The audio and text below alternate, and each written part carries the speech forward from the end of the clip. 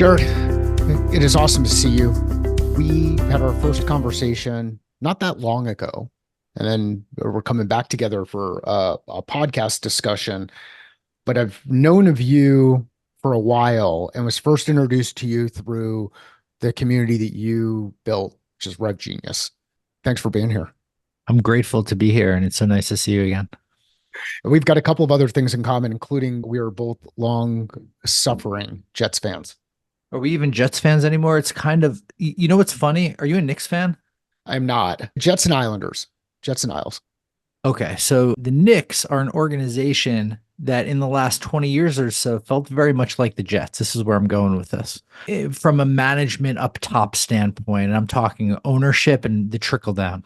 And the Knicks are crushing it right now. Their leadership is the same, Dolan, and nobody really likes him at all outside his family, I'm sure, and I'm not even sure they do. But I digress.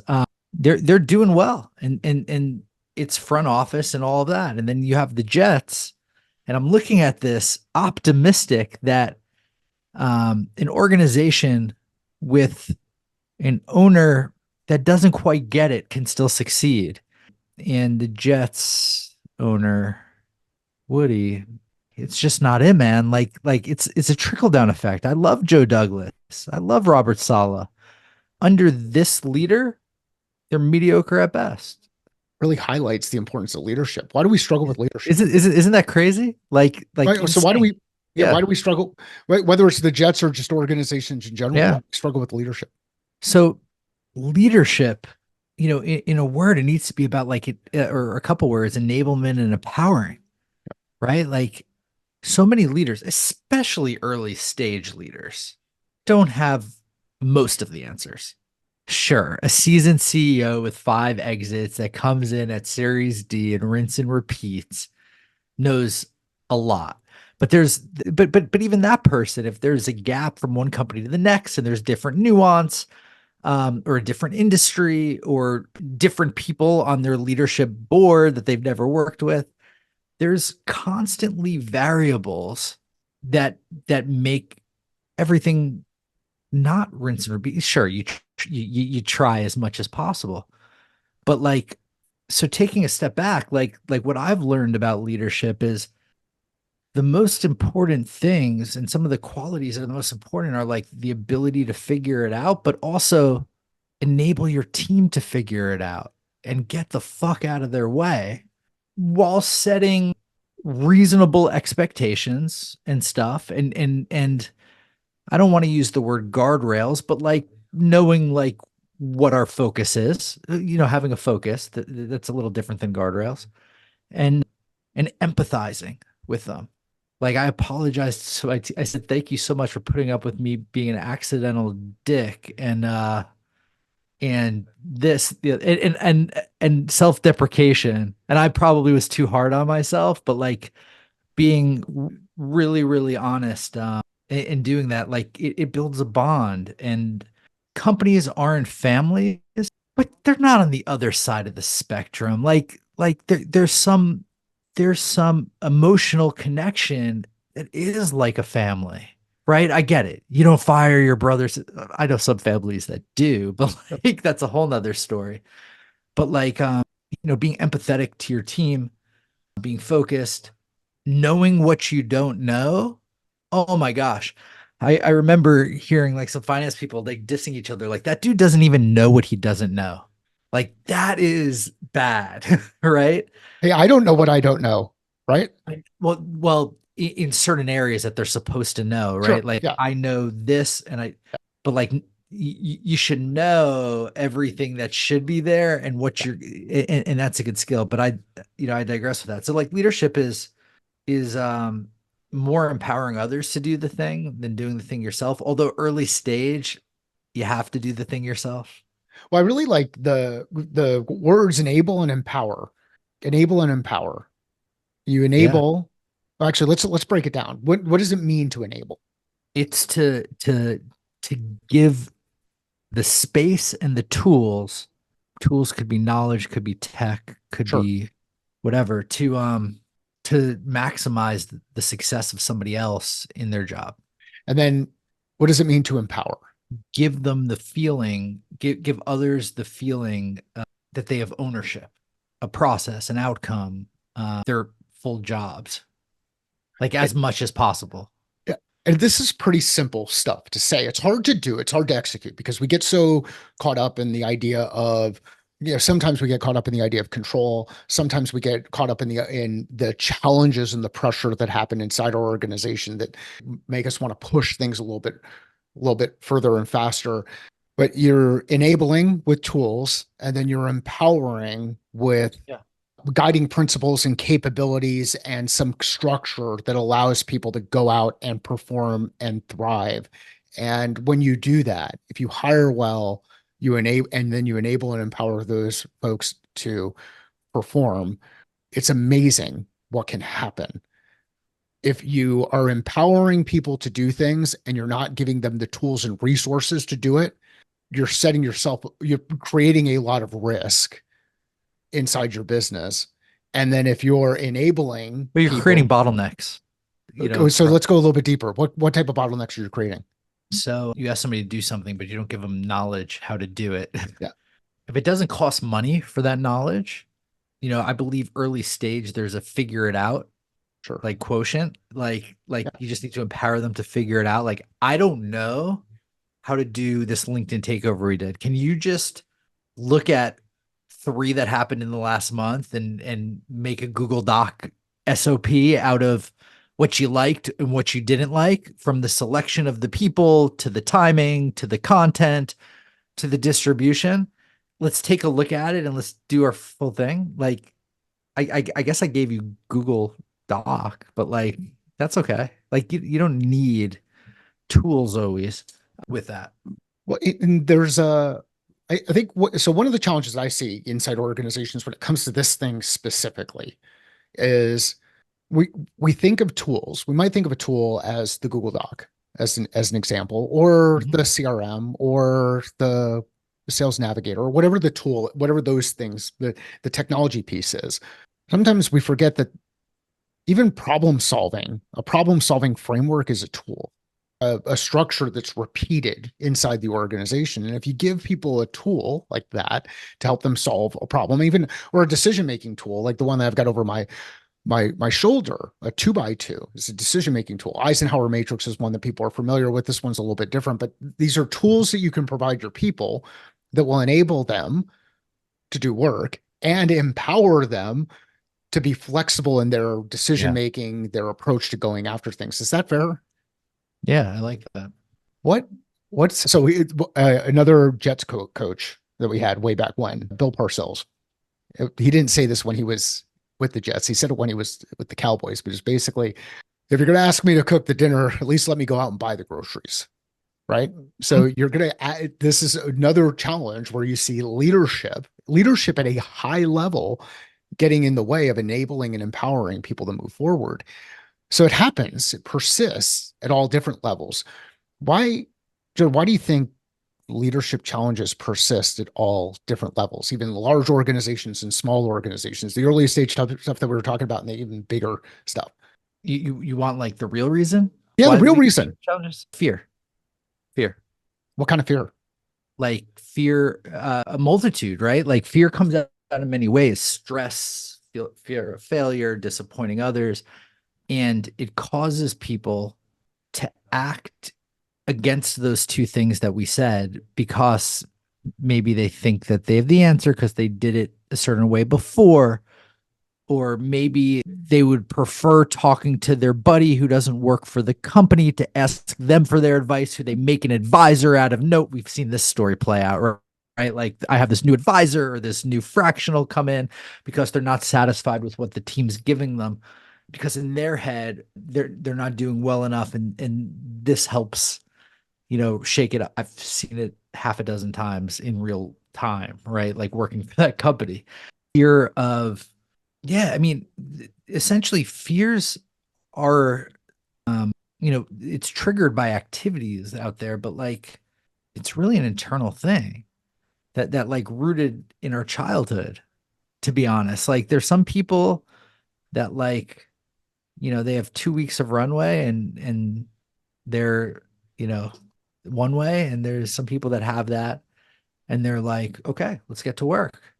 I'm pretty sure Elon Musk with Tesla or with one of his companies was exactly like that. And as the story goes, he's like, I just started forward selling cars.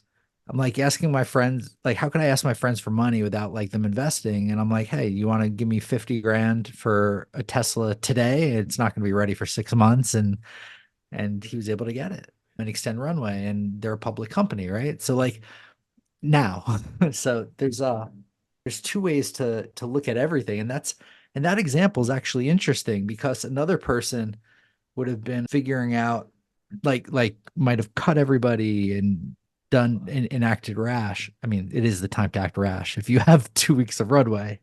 But then how is this person, a lot more calm, cool, and collected? How do you overcome fear? What's your process? It's a long time coming. So about 10 years ago, I started meditating. I haven't drank alcohol in 3 years, which helps. Less sensitive and irritable, I guess.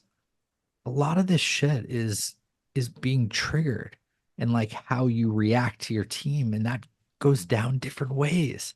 I've had, our COO manage up to me, and I've since integrated a lot of stuff saying like, yo, you can't do this or that. It's making the team go crazy. And I'm like, wow. And in my head, I'm like, all this needs to get done. And then and he showed me, he's like, I agree, but it's not going to get done like this. Right. We're going to do one of these things. We're not going to do the third thing on your list because that's not even a priority. Like that's just something that like you want done for whatever emotional reason, and that's fine. Like we could re-explore it later. I don't want to not be conscious of your emotional reasons, but right now we can't focus on that. And just that nuance, like didn't give the team any extra tools, didn't give, but like it opened them up, and changing myself over a few quarters, like the team blossomed like quite a bit more, and all of that, and it built our relationship better to the point where, oh man, I'm becoming a better leader.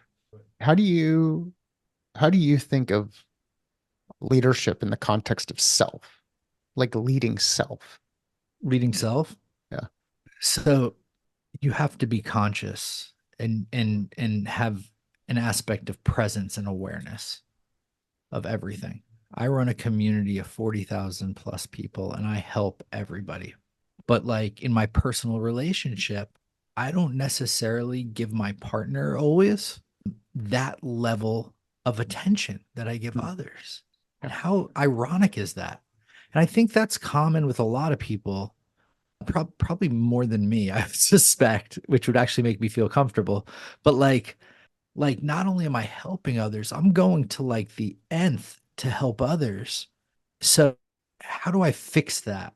I think it starts with in how do I lead self? I think having an awareness and a deliberate approach, and deliberate being like a slower, more thoughtful, like even in conversation, and like picking up little things and asking more emotional questions, and questions to the feeling, like in my own personal relationships, versus just, hey, I love you so much. Could I do this for you? Could I do that for you? That's not bad. But if you're not giving the one-to-one connection in your personal relationships, and you might be giving a little bit of that in your business relationships, like our conversation before here and stuff, Yeah. you're not leading at home at all. And you're not having, we talk about integrity from like the obvious things, right? Like don't lie, cheat, steal, whatever, and don't do that. But like if you want to be really, really critical with integrity, really critical, take it home. And like, am I having integrity, like giving my partner, wife, girlfriend, boyfriend, whatever, the same amount of me, more, like all of me that I'm leaving at work. And when you do that, I do think that intertwines with a lot. I do think it makes you a more complete human and a better person and a better leader. So what's interesting, and I fall into this trap to periodically. But we talked about leadership from an organization perspective and team perspective. And then I asked the question about leadership of self. And now you shared some things that you did to overcome fear, that you were focused on self, but even in the leadership of self, you started to focus on your partner and things that are happening in the family, which is still, Relationships. yeah, Yeah. which relationship, which is still other. What about that Yeah. time that you put toward yourself? Like, where do you give yourself the time and space to be prepared to bring your best self to each of those relationships? And after we go through this, then I want to get into a lot of the cool things that you're working on related to the collab and all of that. But let's Yeah. just kind of come back So, down to you. Like, what are you doing for you? what's funny? I haven't even shared this. I'm like breaking records in my personal life. I felt like it was too ego driven to share, but like for the points of this call, like Yeah. I'll share. I had always been like in really great shape my whole life, skinny. And during COVID, I gained weight. I gained like 30 to 40 pounds. I Okay. probably gained 30 because I probably gained the beginning 10 of that before COVID. And I just didn't weigh myself. Let's be real. Sure. But like, and I went from somebody who's 6'1" in their 170s, like tremendously, checking all those boxes, and to somebody that was 212 pounds. I was eating whatever I wanted and I was happy to be eating whatever I wanted, but I was not happy to feel and look like that. But I was happy on the inputs. I don't want to get that twisted. Like and there's probably reasons for it, right? Like in my personal life that I was like that and laid back. I mean, sure, the gym's not being open was a convenient excuse. That didn't mean I had to eat Popeyes 3 meals a day. Maybe I was too focused on business and blind on my relationships and myself. That could have been a little more realistic if we're diving deeper, whatever. But so I don't know, a year ago, I made the conscious decision to do better. And I just I started running 2 miles a day and lifting 4 or 5 days a week and not eating carbs and all of that. And I got down below 190, which was like great. Like Nice. it was phenomenal. Yep. But it still wasn't like where I was at like before. And my partner was so supportive, but I'm like, I still don't feel like me. And I just got a trainer, a virtual trainer, mind you, and I've been counting my calories. And this morning I weighed 171.8. Nice work. So I cut all the way down, Good. like ready for he texted me yesterday asking if I could be a case study for him because I went to about 184, Yeah. which was like a lot of progress. And I'm like, okay, this is like the lightest I've been. Let's see what you could do on top of this. Yeah. He's like, dude, it's just math. And I'm like, all right, let's do the math. And like I'm down just about 13 pounds in a month, which Wow. which is pretty insane considering I had already lost the 25 pounds. Right. But anyway, so like I'm doing that for myself. I'm going to be meditating again for myself. I'm now seeing a therapist. I went for my first time in a long time this week. The whole act of going was really great. Like we had a great conversation and I think a lot of improvements will come.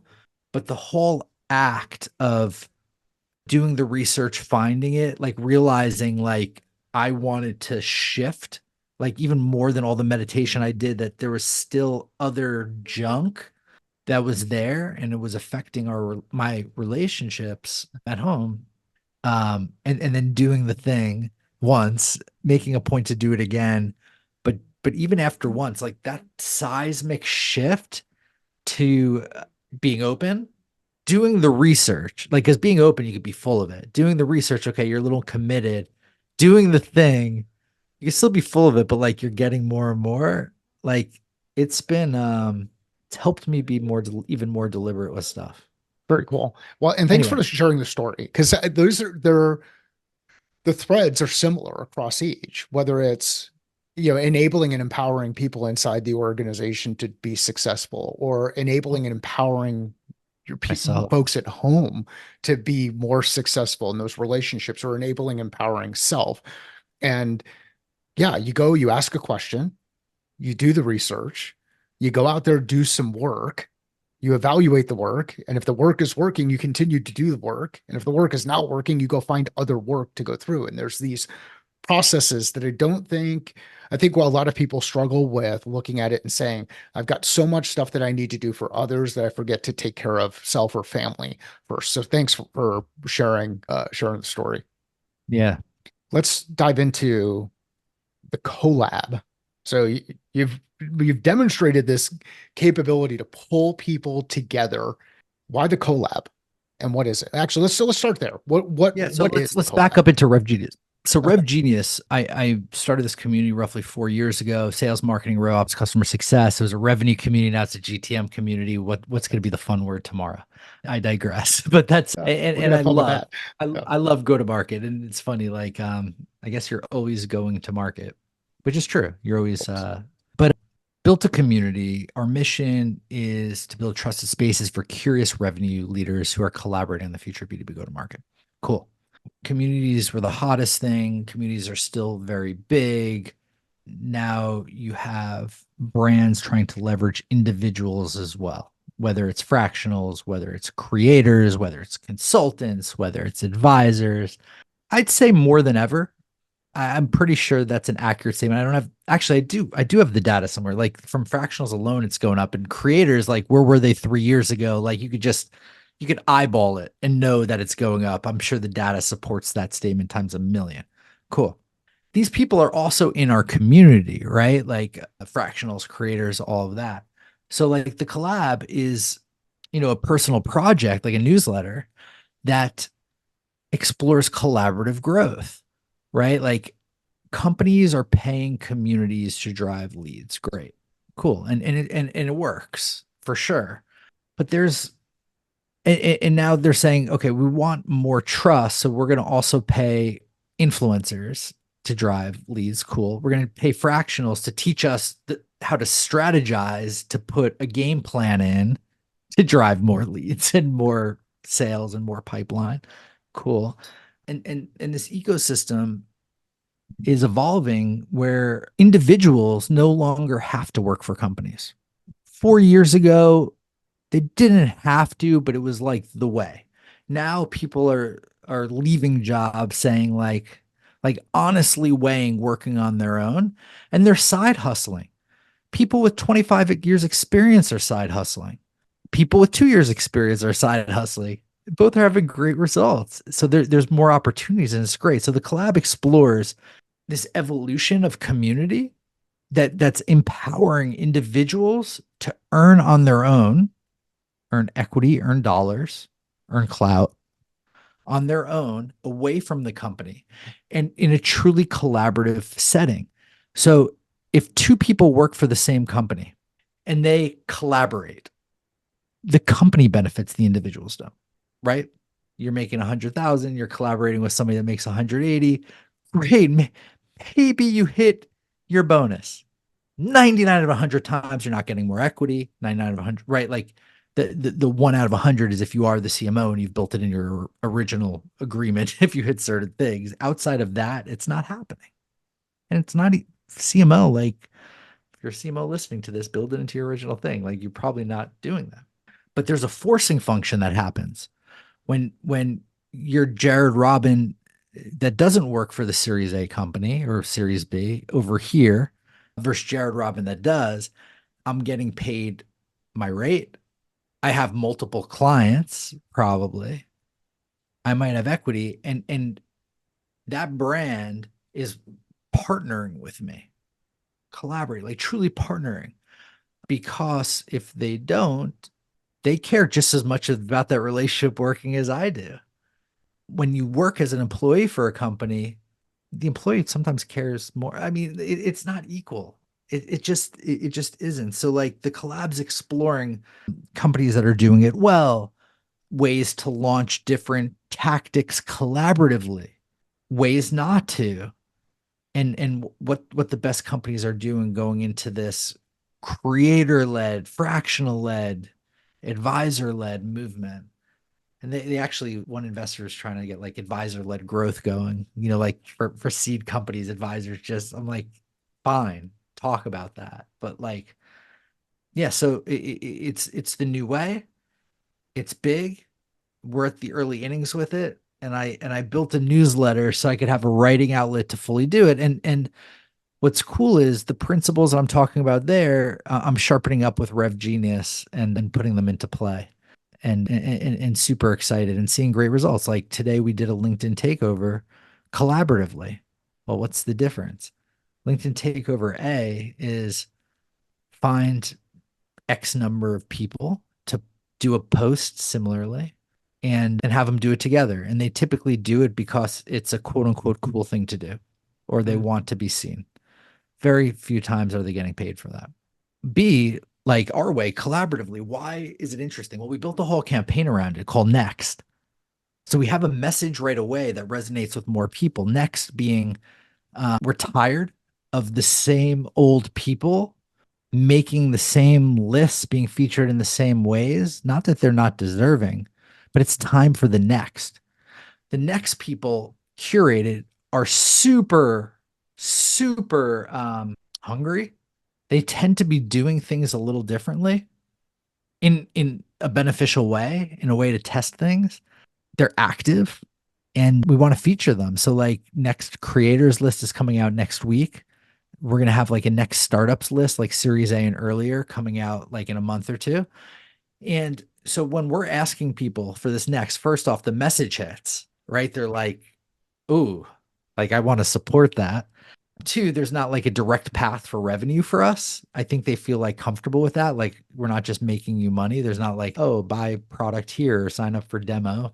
No, we're just trying to like lift everybody. Sure. We have indirect revenue aspirations from this, but like the first thing is supporting the big thing. So like I think that's big. And then I literally made a bulleted list. What's in it for you? Like or like this whole thing is in it for you. The whole thing is in it for you. If I gave you nothing, but I gave bullets is what I'm going to do an additional. I'm going to do a post. I don't know what kind of cadence, and I'm going to literally bullet out whatever the fuck you're selling and say buy this because this person supports the next generation and I support people that support people. That I'm congruent with that. I'm okay with that. I'm going to create a private channel in Slack where all the other people together. I'm going to repost your post. So you're probably going to get more likes on it than typical, right? Like there's value to that. It's not pay rent value, but there's value to that, right? And we're going to be, and like, what else do you want? Like, right? I said, what else do you want? And I'll help you in any way that you want. So like direct access to me just seeing how I could support you. And I have a pretty good network. So that's more collaborative. And their responses are like, fuck yeah, let's go. Let's go. I was literally, I'm not going to say the company, like 2 weeks ago, I was asked to post on their behalf.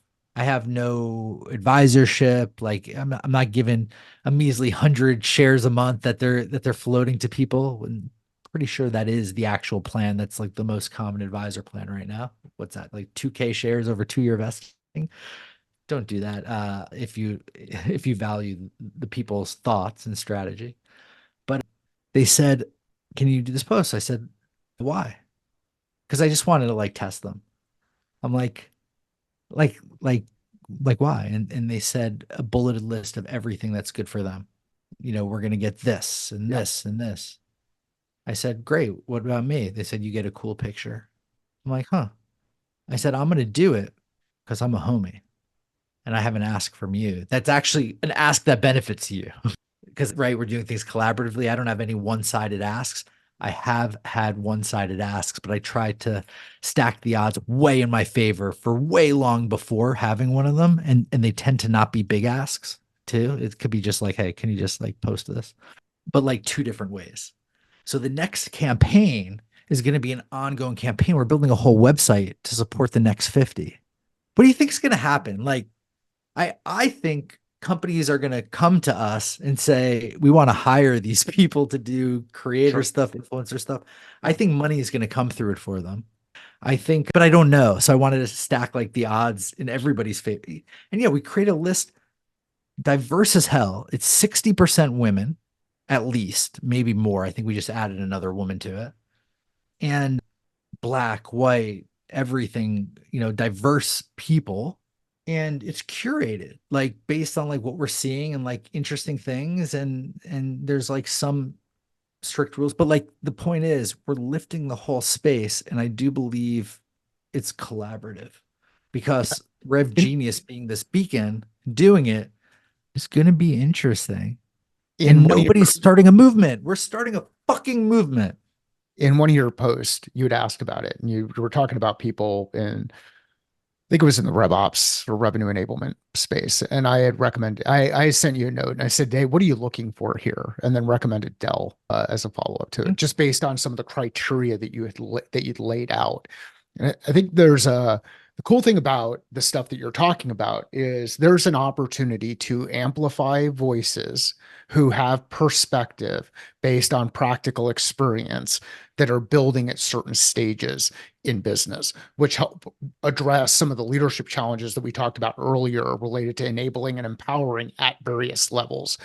What what are the mistakes people make beyond the one that you were just talking about where you've got contacted by the picture or the company that put together pictures, and I'm sure anybody who's listening to this knows how many of those pictures went out there and who started popping up in some of those would be a guess that I've got on who the company might have been. But Mhm, when and I had been approached by a company about a conversational intelligence type thing where it was doing mhm, like AI driven coaching inside their platform. And I said, show me what it does. And when I mhm, found out that it wasn't coaching to the right things and provided feedback, they didn't come back and ask again for me to do something. So like sometimes people mhm. just want you to use your name to get information out there. And some people will do that kind of stuff. But in this thing about collaboration, one of the questions that I'm struggling with as I see more and more of it happening is what are some of the biggest mistakes that people make when they hear collaborative and then they start getting engaged? What are some of the mistakes that people are I making? think the biggest mistake is people talk about their goals versus the Yeah. people they want to collaborate with's goals. Why do That's they where do it that? starts Yeah. Why do they start there? because they're myopic. Just kidding. Because that's front and center. But like if you're collaborating, their goals are your goals. Yes. That's why like our conversation before, I literally said that. I'm like, well, what are their goals? And then you unpacked it, and that was great and big. And I'm constantly thinking about that with Rev Genius, and I haven't. It's hard at scale, right? But like, I could do better, and we will do better. But like when you align with somebody else's goals, and you try to hit them, a magic happens. And if their goals and you hitting their goals, because you have to hit your goals, right, everybody? You have to hit your goals. I understand that. If if you find a synchronicity with them hitting their goal and you hitting yours, i.e., if I help 100 sellers hit 100% of quota this year, assuming that that's what you want to align with, you're going to have them repeat. They're probably going to 10x your fucking business for you. I promise you that. This motherfucker had 100 people. He set out to get 100 people hitting quota. We all hit our OTEs, minus 10% who left the company, and we helped them go to their next company that the OTE wasn't skewed against them. Because come on, let's be real, that happens more often than we want to admit. So like that's interesting. Yeah, it's interesting, and a lot of these sales boot camps were aligned with that. Rest in peace. Our goal Let, is to get you a job, and let they me were. I'd like to go into this a little bit deeper because you had talked about it a little bit earlier, integrity. And integrity comes from alignment. If there's a lack of alignment, we lack integrity, and our structures can start to fall apart. Think of lack of alignment in a building structure creates additional friction, creates a lack of integrity, and then things start to fail and start to crumble. Why do people try to, or do you believe that there are some people out there when thinking about collaboration, they think about it in the perspective of I'm going to manufacture fit or manufacture alignment rather than take the time to really determine if there's real alignment? Do you think that happens? Yeah, and I also think some people are willing to pay. Like let's look at like paying an influencer. Like It costs $1,000 to make a post. I'm giving them the thousand. Like I'm collaborating. I'm doing my part. And there's like another level to it, like another level to the partnership. Wait, so okay, so like there's pay to play type stuff. Is it Sometimes okay to people give up believe that integrity that's there? so. First off, it's not okay to give up integrity ever if Okay. you're a really Like I just strong yeah, integrity driven person. sure. Yeah. But yeah, for sure. You need integrity runs deep, and everything you support needs to be aligned with you. And frankly, we all make mistakes. You Yes. will support something that was aligned when it came out of the horse's mouth, and then when you saw the actual product or how they do business, it became not, and then you just kind of softly walk away. You could recalibrate Yeah. That's the way you learn, right? Through experience. by showing up. Yeah. Yeah. Yeah. You learn from that happening more than from you hitting it every single time, right? Yeah. So like they say you learn more from failure. That's true. But we think of failures like grandiose failures, like getting fired from a job or losing a house or a marriage not working. And those are grandiose failures, but there's micro failures that are happening all the time that you're learning quite a bit from. Picking the wrong company to advise, posting in support of somebody that you shouldn't have posted in support of. But having integrity is also cutting those losses and having straightforward, direct conversations, whether it's in a public forum or private, depending on the response needed to certain things. Yeah.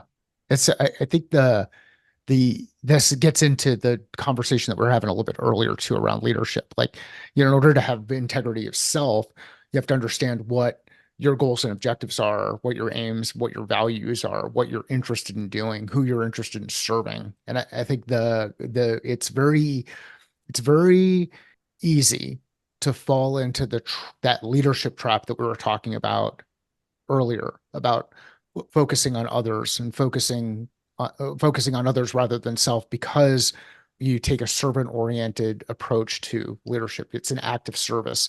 The collaborative stuff that you're doing right now is an act of service. It's an act of service, servicing the people who are interested in servicing others and servicing the people who need that service. So these acts of service can get ourselves into situations where we start to maybe justify or get ourselves into situations where we might make some of those mistakes that we then learn from, and then we start to put some decision criteria in place to help avoid those. Is that fair? Yeah. Yeah. So, what are the things that you were talking about before we hit record? It was Mhm. the yeah, I had thought about the collab as a group of you were focusing on fractionals, like how do you pull more fractionals together? Yeah. And the thing that you said that is the first time I've heard it, and maybe I've not been paying attention to some of the stuff that you've been putting out there, or Yeah. I just missed the messaging on it. But looking at fractional work as a collaboration between individual who has a certain expertise and a business that needs that expertise. The collaborate like it's just a different way to look at collaboration. How do we collaborate with our customers? How do we collaborate with our partners? How do we collaborate with people inside our organization? So how are you thinking about this whole fractional space in the context of collaboration, and what do you see happening there given that now so many people are talking about fractional? So, I define the fractional space as more than traditional fractional. Traditional Okay. fractional tends to be a leader, somebody with experience that probably has been in role in the past for numerous years and coming in, and that's part of it. Yep. Fractional technically is anybody you hire fractional time from to do anything. And let's keep it GTM related, right? Like so to do anything GTM related, right? That could and reframing fractional to Yeah. collaborator. That's one type of person that's a collaborator. Now, if a fractional was also hired to be a creator, and we probably know a handful of people that could be both, if not more, right? Sure. Because they've built quite a bit big brands and all of this. They take money as a creator here, money as a fractional. I call both collaboration, right? They're a collaborator. And the fractional movement is important. There's companies that can't hire full-time folks that need it. There's companies that outgrow their person, that they're growing so fast. Like the same fractional at Series A isn't the fractional at Series C always. You have a few all-stars, but like a Series A fractional is not an IPO fractional 99 out of 100 times, right? Like they're two different people. So like as your company is growing, you might need a fractional to do that. You might need a fractional to have like an interim like role for a more seasoned company if somebody in seat leaves and all of that. And this is a big space. But these companies also now are hiring creators, influencers, advisors, consultants. Sometimes it's the same person, sometimes it's somebody different. And these people are independent GTM professionals, or they're working independently with your company to hit certain goals for your company. And it's giving both of you tremendous flexibility. They're not W-2. You don't need to worry about all that comes along with that. You could have short-term or long-term agreements for flexibility there. As I said, with the fractional, you could switch them in and out as you're scaling because you're going to need a different person at different times. Maybe you're growing too fast that you're not going to have a full-time person for a while, and maybe that's fine. So fractionals are growing. I think individual contributors as fractionals are growing. If you look at the definition of a fractional as a part-time go-to-market professional, period, right? Because the fractional leader is not closing your deals. Sure, we all know some that are, but like that's not what they're giving their time for. You need somebody else to do it, and founders should be doing it early. But perhaps you need some others, or you're testing sales development, and you don't want to go all in there, and things like that. And creators are generating pipeline too. Like, let's be real. You're looking for people to generate pipeline that aren't on W-2. That's what you're looking for. That's what you're looking for. You could do that 5 different ways, right? That's what they're looking for. And frankly, if you could find somebody cheaper than a $15,000 to $25,000 a month fractional to generate the same amount of pipeline, you're going to consider that. Yeah. Probably not. But Well, I like, think, yeah, I mean, to the point it's that I not think as you've made, scalable, but yeah. well, to the point that I think you've made throughout all of that, there's a the cool thing about fractional roles, whether however you're bringing in someone who's there for a specific task over a specific period of time. Cool thing about it is you're addressing a specific problem or specific need. And as you went through that discussion that you had with your COO, you've got 3 different things that you want to do right now. Let's do one really, really well. Maybe we'll do the second one because it's also important. But the third one, we're not going to put time, energy, and attention, and we've got to be comfortable saying no to it. You can bring a fractional in to take care of that in the background. If you really wanted to invest time, energy, and attention in doing something like that, and it wasn't going to distract or take away from what the other people inside your operation are doing. So those fractional roles at a creator, a Right. leader, an individual contributor can now amplify capability. They can enable and empower your organization to do more, do better without taking away or having this need to chase shiny things. I think one of the challenges that we've got to be really good at is as fractionals, is people who are professionals in this space, be very clear about the specific problems you can solve for, Mhm. and don't get yourself into a situation where you're trying to solve for learn on the customer's dime. That's a W-2 role when you're learning on the customer's dime. It is not a fractional role. And one of the things that I had posted that got some people pissed off is that fractional VP of sales that you just brought in just went into a community to Oh yeah. ask for a template on how to build a sales process.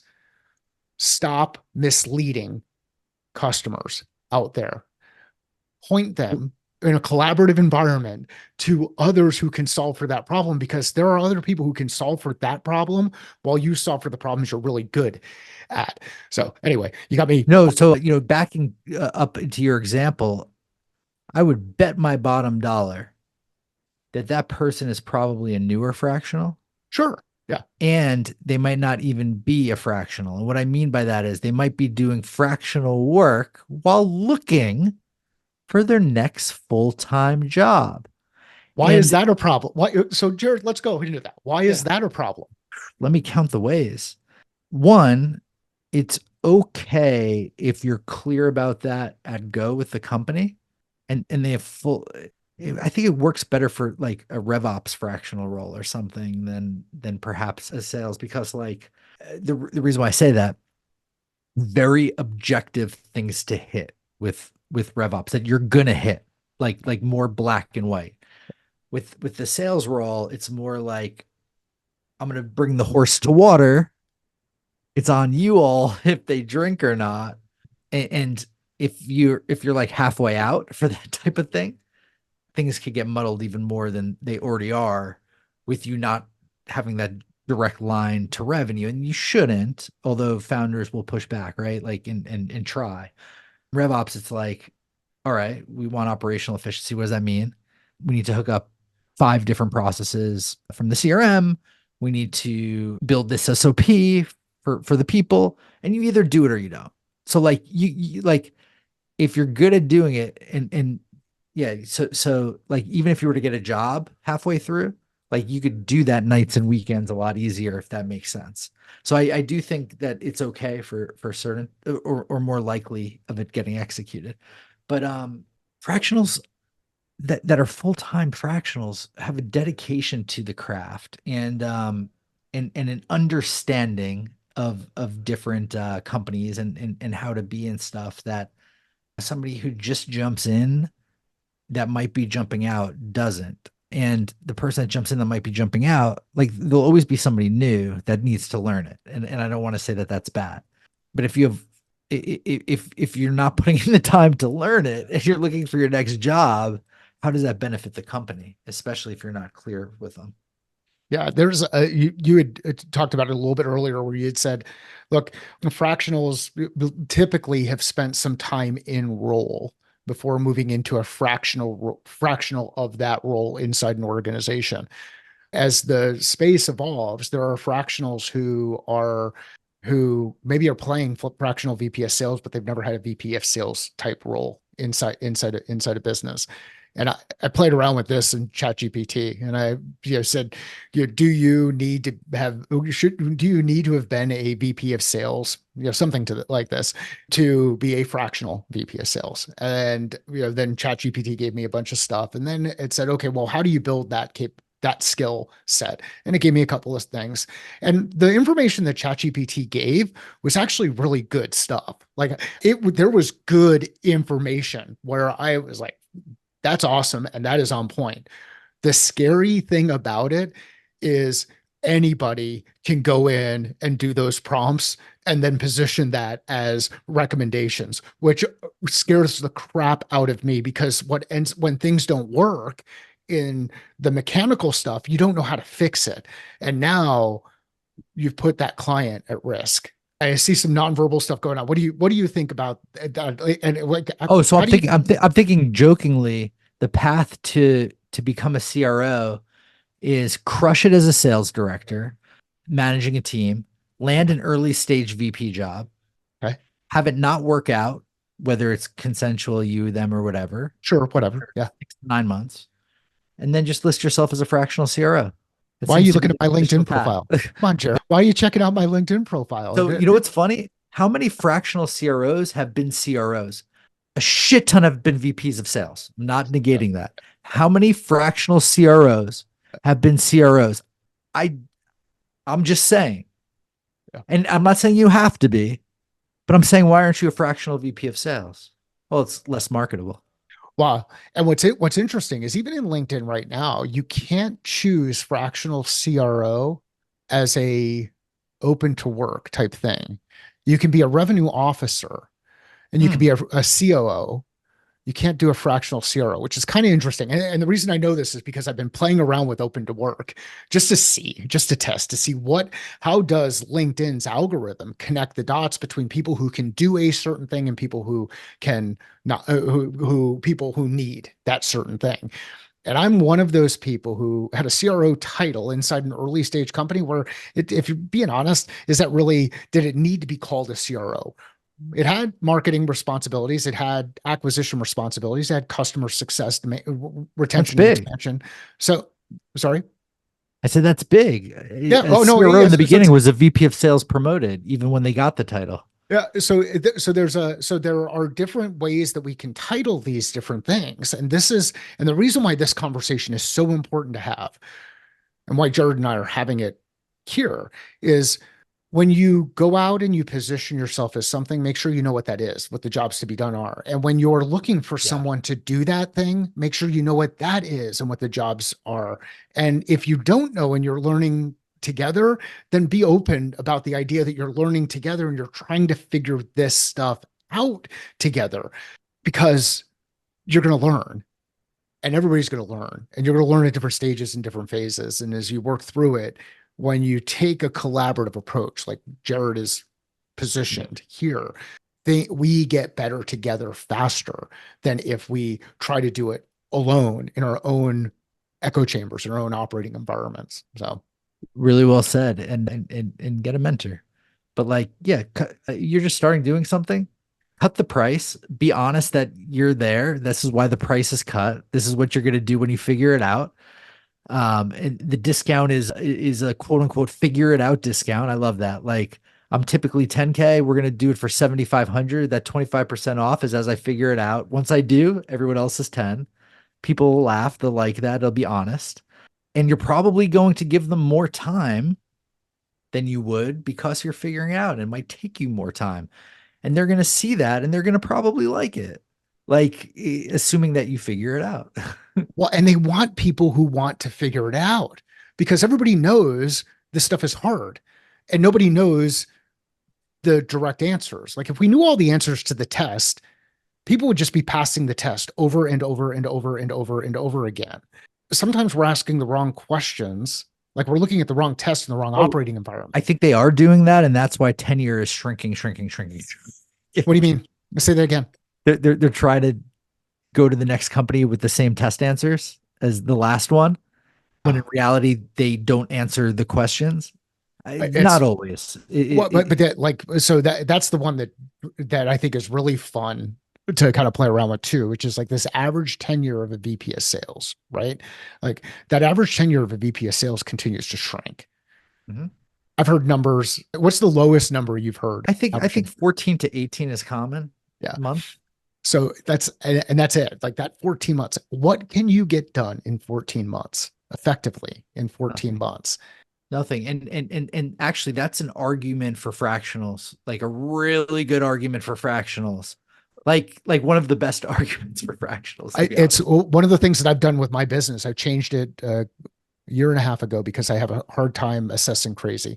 But I limit my initial engagements to no more than 30 days, or no more than 90 days, excuse me, unless Yeah, it's through somebody who has a different model, and then I'll adopt their model and I'm okay with it. But no more yeah, than 90 days, because if I can't make an impact in 90 days, then either I'm the wrong fit or they're the wrong fit. There was something I didn't assess in that process. And this is the cool thing about it, is in that 90-day period, typically within the first 60 days, we know, yeah, because then we're sure. either figuring out how do we wind things down or how do we convert to the next one.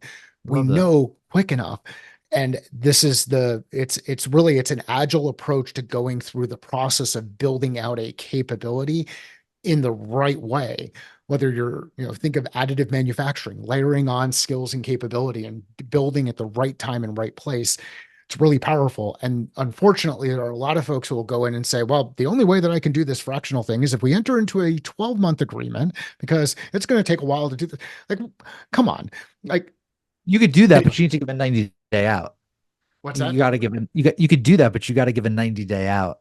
I rather than even do that, I just go I 90 know. days, 90-day That's scope. even Here are better. the objectives. Oh, wait, you've got 5 objectives. Let's prioritize them. What are our top three? Because it's going to be really hard to get all 5 of those things done. Let's focus on top three. Like, really, let's manage a project as we go through it. Yeah. Jared, where I can love this. This people? is this is this is great. I can't wait until you get more creator revenue coming and you're like, you know what, Jared, you're right. I am a collaborator. I have no idea what creator revenue So is. so Like, essentially like being a brand ambassador that's getting paid, like for evangelizing on social media, Yeah. in all sorts of things, right? Like you see certain folks on LinkedIn getting paid to speak or host or a combination thereof, or create a video series. The the I've been what's the old dude who put together his on the X and Y axis. It was like fuck around and figure it out. I've been fucking around and trying to figure out creator stuff for a while, and I don't know that I'm getting any closer to it. Even with like you put up good lights and you put on a good camera and you get a good microphone and you work through that, and then you start to get more comfortable in front of the camera. And then you have people like a Will Aiken who can give guidance on how to set certain things up, and you see people doing different things with cuts, and then you look at some of the things that you can use with AI tools like Opus clips to cut things Yeah. up. I the this Do has you like been Opus, by the way? I'm about to just like buy the year on it. I I heard good things. buy the year on it, and I bought when Corey shared it the first time. Corey from over at Aspireship shared it the first time. Oh, really? I started testing immediately. Then I started. Then I bought the year, and now I I'm have I, on I've whatever I've their had it premium. up. I It's have it it's right in my browser. Yeah. it's absolutely phenomenal. And if Okay. you're not familiar with it, check out Opus Clips. If you look at some of the short videos that you'll see every once in a while on our YouTube channel, those captions, those stylized captions are Yeah. actually built out by Opus Clips. And Opus continues to keep adding new capability. One of the things that they did is they limited it to 30 to 90-second clips initially. Well, now you can actually put a 15-minute video in their beta. They won't cut it, but they'll still put the stylized captions in there all the way across the video. So they'll give you longer form stylized captions. And so from a stack perspective, what I use is Camtasia and Audiate for the audio and video, initial audio and video editing. And then I load that stuff into Opus Clips. And then we can push that stuff out of Opus Clips either onto Twitter or onto LinkedIn. But I am a huge Opus Clips fan. If you're looking for something to help you get better at cutting content and stylized captions, there's not a better tool out there that I've used that I've been exposed to so far. All right. That's it. That's a ringing endorsement. Dude, thank you so much. This has been so nice. I really appreciate the time. I appreciate the conversation.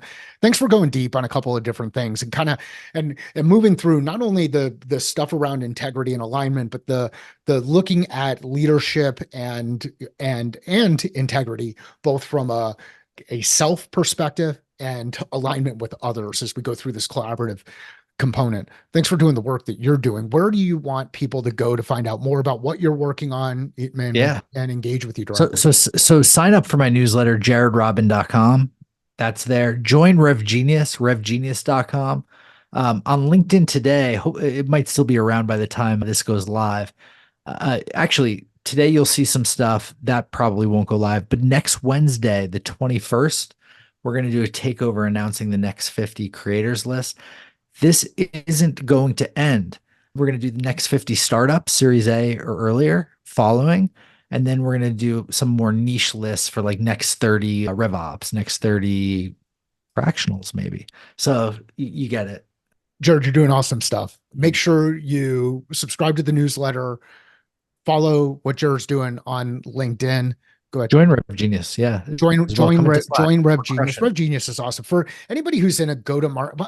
There are a number of anybody who's interested in general go to markets type stuff. RevGenius is a really cool community to be a part of. There's separate subgroups that you participate in inside the channels, and there are a number of people who are committed to the craft and deeply committed to helping others get better at theirs. If you know somebody who would enjoy this podcast, please share it with them. Let Jared and I know via LinkedIn, Twitter. Sales is a thinking process. Business is a thinking process. Life is a thinking process. How are you thinking differently about your process?